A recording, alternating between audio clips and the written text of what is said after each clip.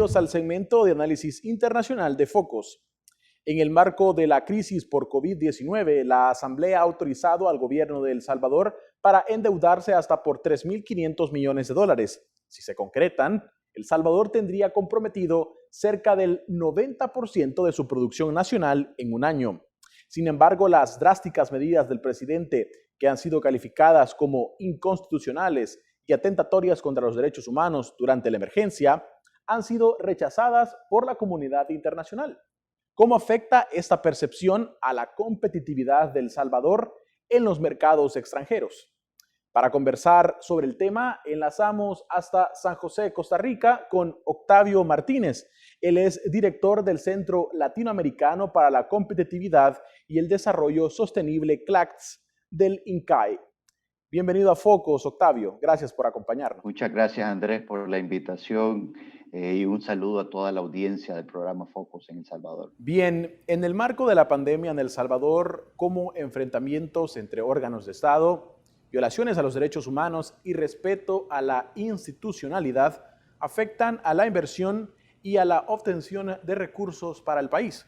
Uno de los factores de competitividad y que los inversionistas evalúan cuando toman la decisión hacia qué geografía enfocar sus recursos es el funcionamiento de las instituciones. Este es uno de los 12 pilares de competitividad en el marco del Foro Económico Mundial, y en ese sentido, aquellos países que no logren una armonía o un trabajo eficaz, eficiente y transparente en sus instituciones pierden el atractivo como destino de inversión.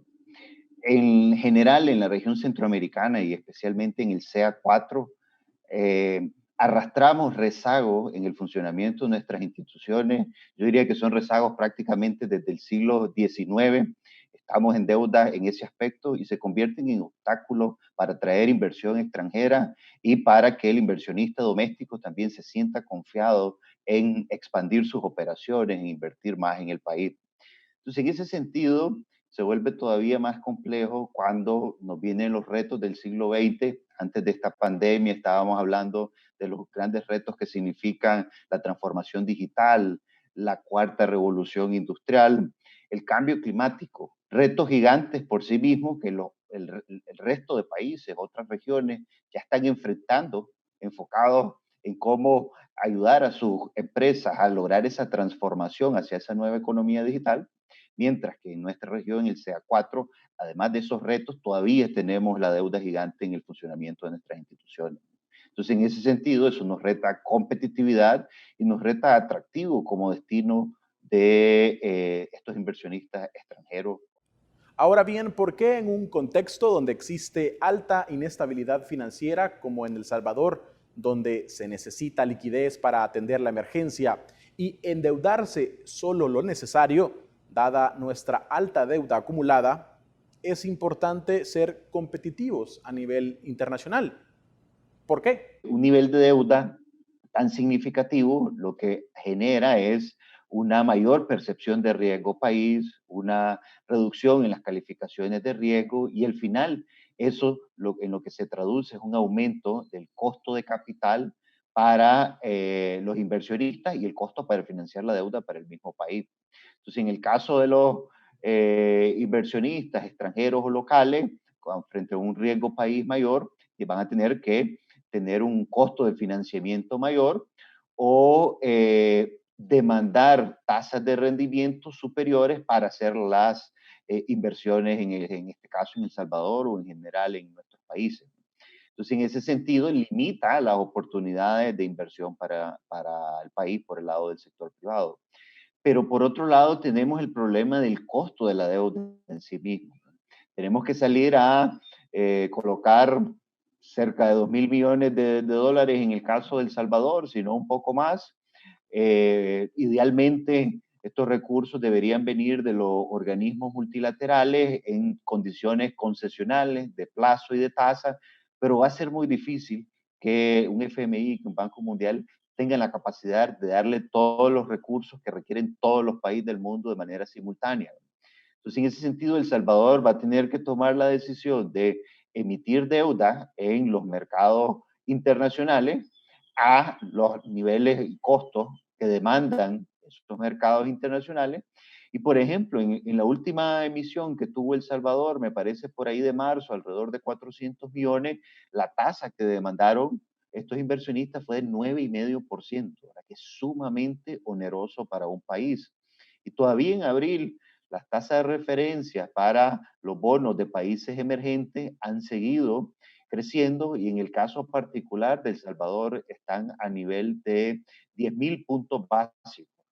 Es decir, que los inversionistas para la deuda de El Salvador están demandando por encima de la tasa libre de riesgo de los bonos de Estados Unidos 10 puntos porcentuales. Y esa tasa para el bono de 10 años de Estados Unidos puede andar alrededor ahorita de un punto 68, punto 7, ¿no? Lo que significaría que el costo de la deuda para El Salvador puede andar alrededor de un 10,5, 10,7, acercarse a un 11%. Para deuda soberana son niveles sumamente onerosos, yo diría que rayando en lo insostenible en el largo plazo. Bien, y finalmente, si a este panorama difícil para conseguir financiamiento que acabas de describir se suman medidas que violan derechos fundamentales de los salvadoreños, así percibidas por la comunidad internacional, y la débil estabilidad política en el país, ¿qué podemos esperar de los inversionistas y de nuestra competitividad ante los mercados extranjeros? Todos los factores que afecten la percepción de riesgo de los inversionistas va a convertirse en un premium que van a demandar en sus tasas de rendimiento.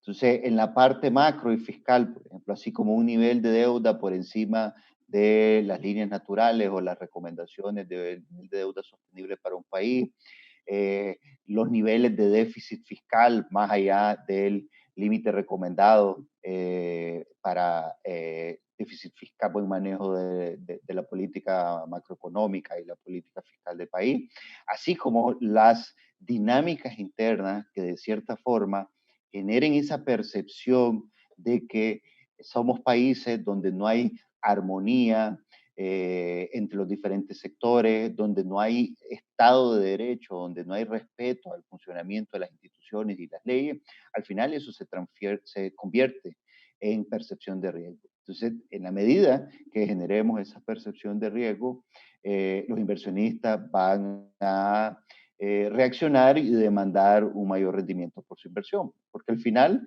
esto es una competencia por los recursos a nivel internacional.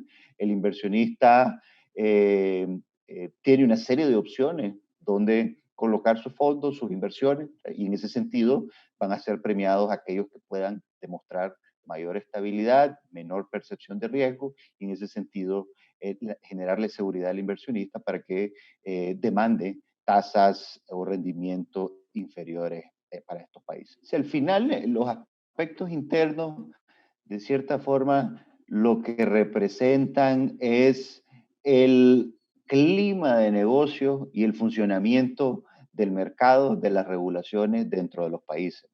O sea, en ese sentido, la recomendación para un país es que internamente trabajemos en todos aquellos aspectos que estén afectando nuestro clima de negocio, que estén afectando el funcionamiento de los mercados, de las regulaciones, que no den claridad al inversionista, ¿verdad? Y que generen un poco de incertidumbre en ese sentido, ¿verdad? Porque al final no hay nada más nervioso, dice un dicho, que $1,000,000.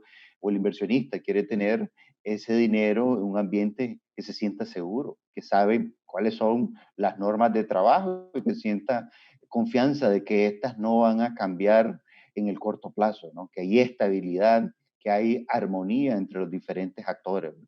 Y eso es muy importante en todos los países. Entonces, en ese sentido, va a haber una predilección natural del inversionista, del empresario, de darle un mayor apoyo o priorizar la colocación de sus recursos en los ambientes que tengan estas condiciones.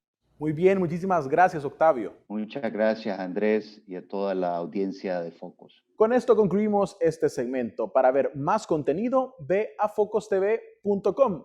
Ya regresamos.